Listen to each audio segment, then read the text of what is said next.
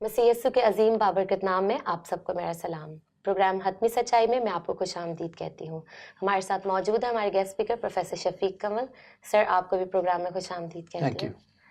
آج کا ہمارا ٹاپک ہے، کیا مسیح یسوع دنیاوی بادشاہت قائم کرنا چاہتے تھے؟ دراصل یہ سوال مسیحی مسلم مکالمہ والوں نے پروفیسر صاحب کے پیج پر ڈالا ہے۔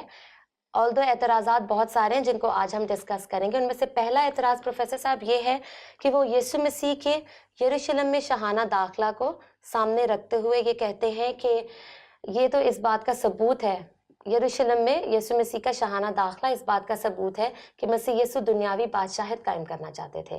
کیا ایسے ہی ہے؟ بالکل نہیں، مسیح یسوع دنیاوی بادشاہت قائم نہیں کرنا چاہتے تھے۔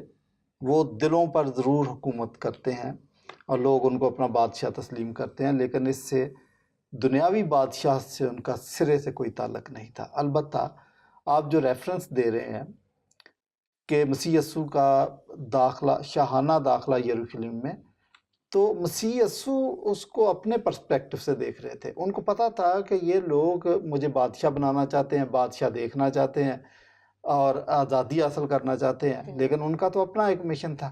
اس کو اوائڈ کرنے کے لیے انہوں نے گدھے کے بچے کی سواری لی۔ تو گدھے پر آنا حلیمی کی نشانی ہے، اور وہ پرانے عہد نامے میں یہ ریفرنس بھی موجود ہے، پیشگوئی موجود ہے کہ وہ حلیم ہے اور گدھے کے بچے پر سوار۔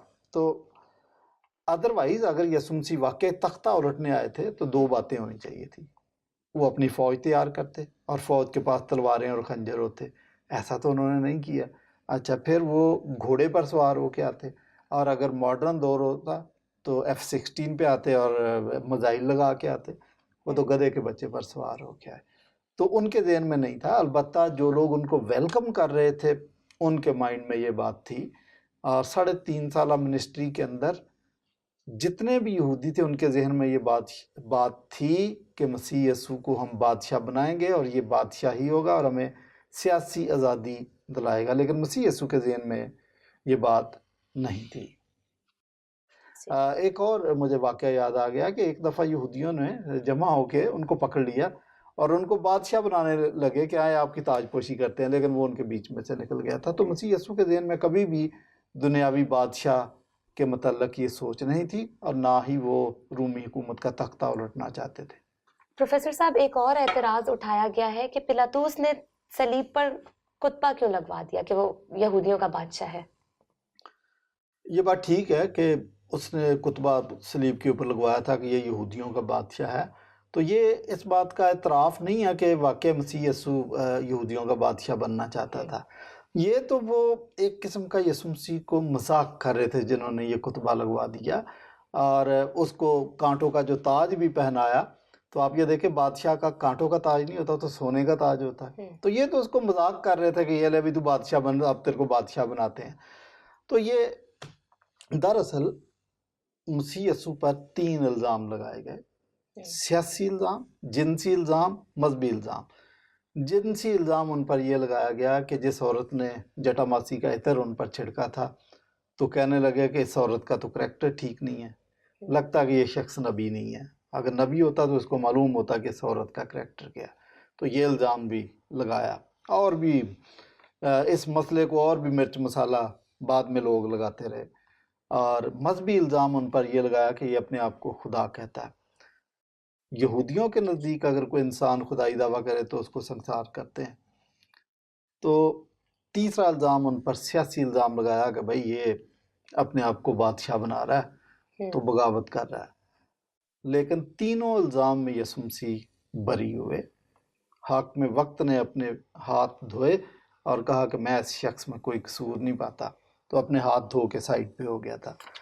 تو پلاطوس کے سامنے بھی یسوع مسیح نے یہ بات واضح کر دی تھی کہ میری بادشاہی دنیاوی نہیں ہے۔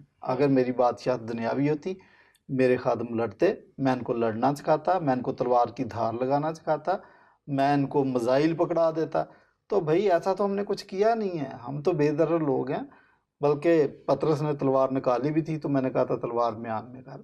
تو اور پلاطوس کو بھی پتا تھا، اس نے بھری مجلس میں ڈنکے کی چوٹ پر آپ کہہ لیں کہ اس بات کا اعتراف کر لیا تھا کہ میں اس شخص میں کوئی جرم نہیں پاتا۔ صحیح۔ تو پھر پروفیسر صاحب پلاطوس نے سزائے موت کا حکم کیوں دیا؟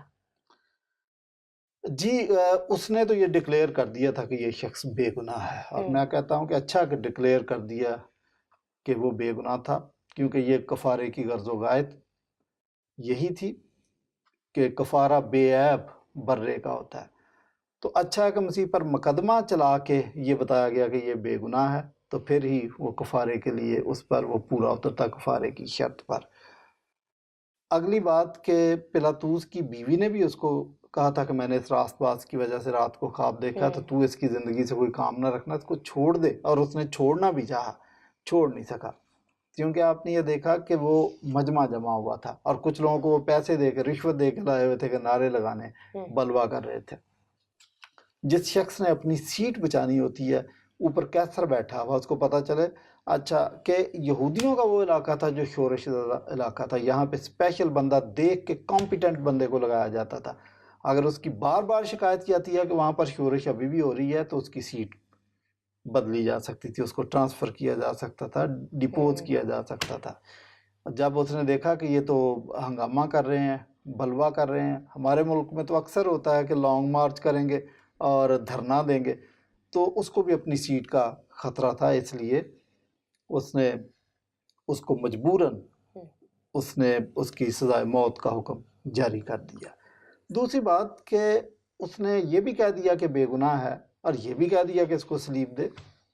دراصل یہ الہی منصوبہ بھی تھا کہ مسیح صلیبی موت گوارا کرے اور بنی نوع انسان کے لیے کفارے کے طور پر اپنی جان دے، تو یہ بے عیب برے نے کفارہ بھی دینا تھا، تو یہ ساری چیزیں جا کے صلیب پہ جا کے منطبق ہوتی ہیں۔ تو اس لیے اس کی پلاطوس کی مجبوری تھی کہ اس نے اپنی رعایا کو خوش کرنے کے لیے یہ سزائے موت کا حکم دے دیا تھا۔ ادروائز اس کا یہ مطلب نہیں ہے کہ مسیح واقعی بغاوت میں انوالو تھا، یہ اس نے اعلان کر دیا تھا کہ اس میں کوئی جرم نہیں میں نے پایا۔ ٹھیک ہے۔ پروفیسر صاحب، پطرس نے مسیح یسوع کے گرفتاری کے وقت تلوار نکالی، اگر مسیح یسوع سلامتی کا شہزادہ ہے، امن کا دائی ہے، تو یہ تلوار بیچ میں کہاں سے آ گئی؟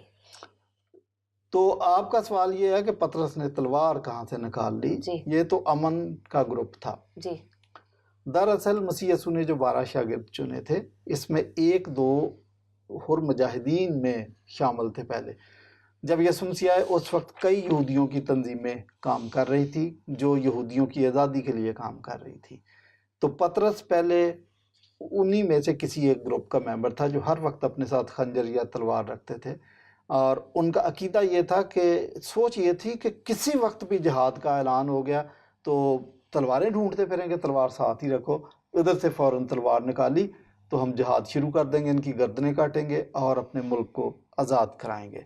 تو اس لیے پطرس کے پاس تلوار تھی، لیکن مسیح یسوع نے کسی کو تلوار چلانے کی تعلیم نہیں دی، ان کو تشدد کی تعلیم نہیں دی، انہوں نے امن کی تعلیم دی۔ صحیح۔ پروفیسر صاحب، ایک جگہ پہ مسیح یسوع کہتے ہیں کہ میں صلح کرانے نہیں بلکہ آگ لگانے آیا ہوں، کیا آپ کو اس سٹیٹمنٹ میں سے بغاوت کی بو نہیں آتی؟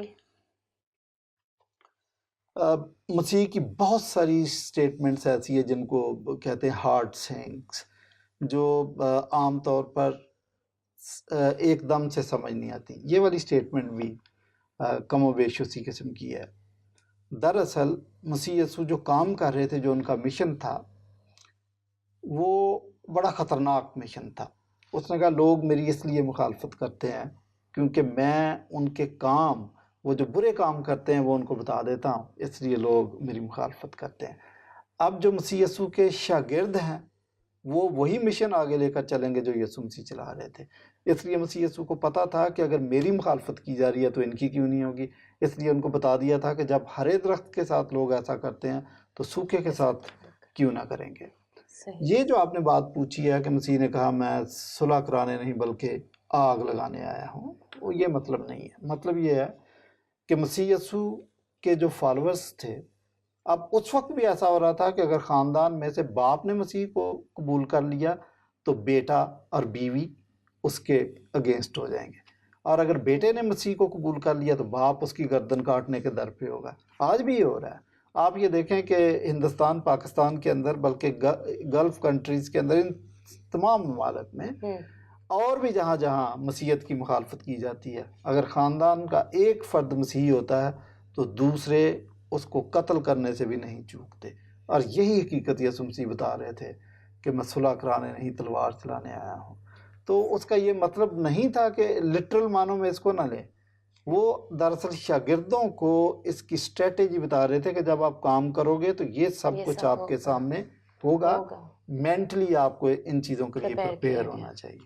ٹھیک ہے پروفیسر صاحب، ایک جگہ اور مسیح یسوع اپنے شاگردوں سے پوچھتے ہیں کہ تمہارے پاس کتنی تلواریں ہیں؟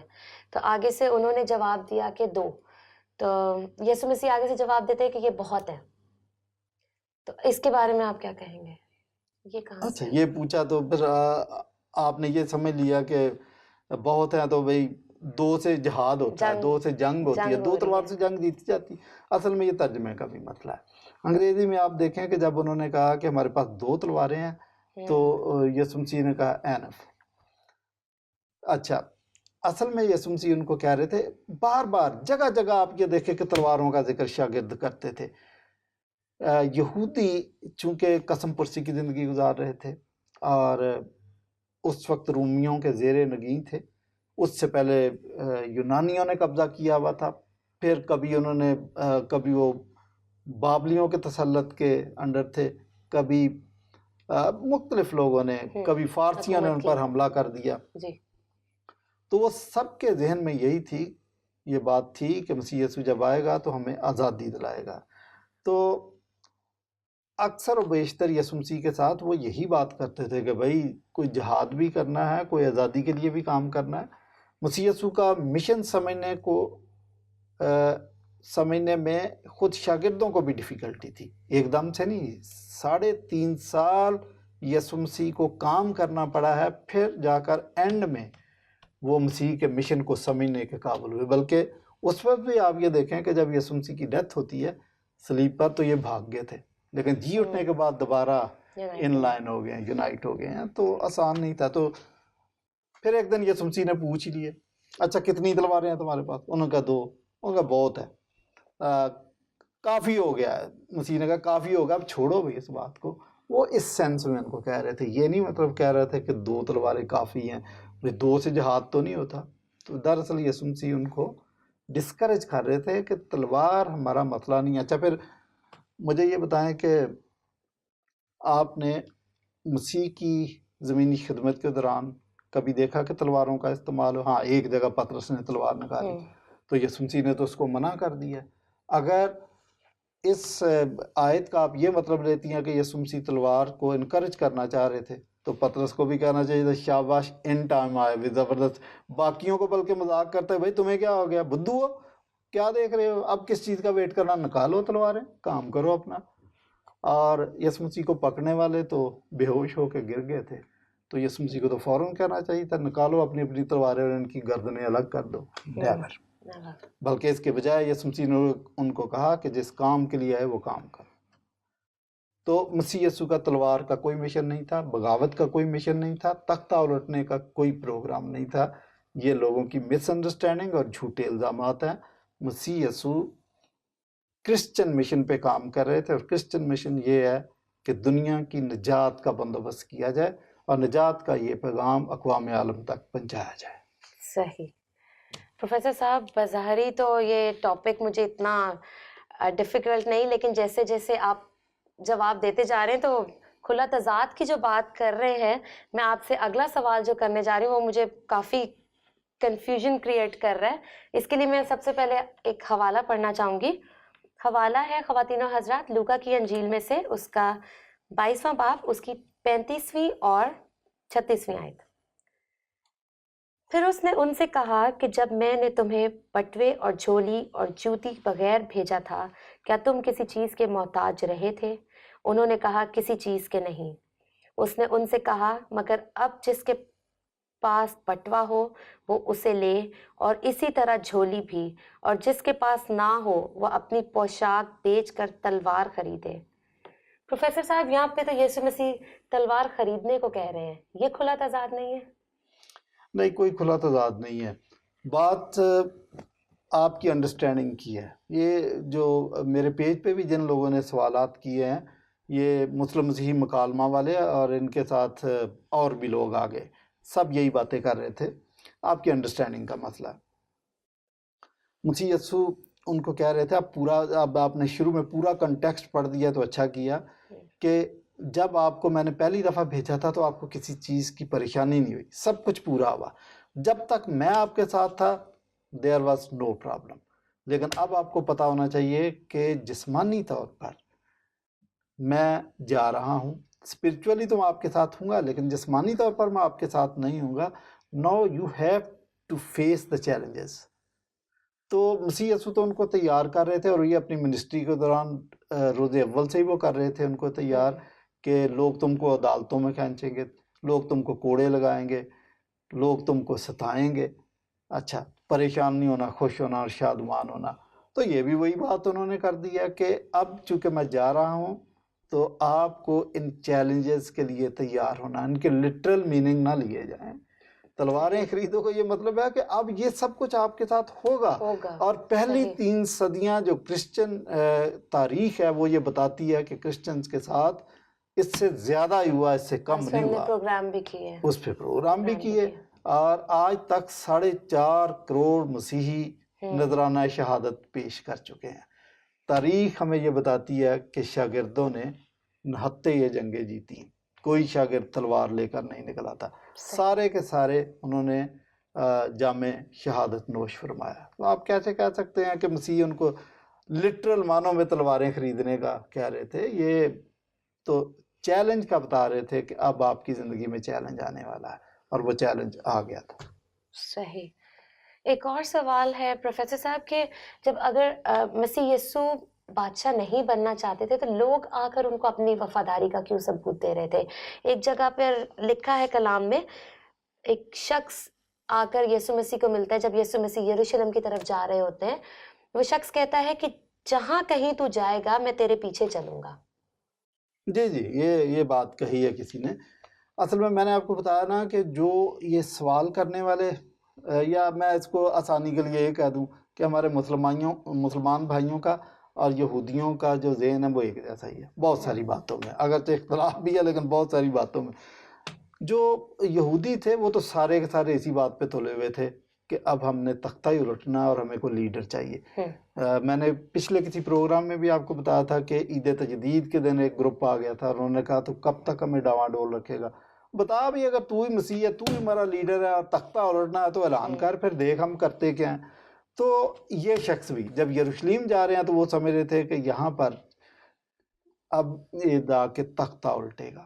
وہ جو استقبال بھی شاہانہ تھا، مسیح کے ذہن میں یہ بات نہیں ہے لیکن لوگوں کے ذہن میں یہی ہے. تو یہ شخص بھی آ گیا اچانک، 3.5 سال تو منسٹری میں رہا نہیں ہے لیکن اب آ گیا اینڈ میں. تو اس کے ذہن میں یہ تھا کہ اگر تختہ الٹ دیا تو چلو میں اینڈ میں آیا ہوں تو مجھے کوئی زیادہ مراعات تو نہیں ملیں گی لیکن 1000 گز کا پلاٹ ہی دے دینا. جواب سنے کیا ملا؟ جواب مسیح یسوع نے اس کو دیا کہ بھائی، پرندوں کے تو گھونسلے ہوتے ہیں اور لومڑیوں کے بھٹ، لیکن ابن آدم کے پاس تو سر دھرنے کی بھی جگہ نہیں. آپ کو پتا ہے کہ ہم سارا دن منادی کرتے ہیں اور شام کو جا کے باغ گتسمنی میں سو جاتے ہیں، کوئی پتھر سر کے نیچے رکھا سو گئے. یہ منظور ہے تو آ جاؤ. اگر پلاٹ کی بات ہے ذہن میں تو پھر بھائی کوئی اور کام پکڑو.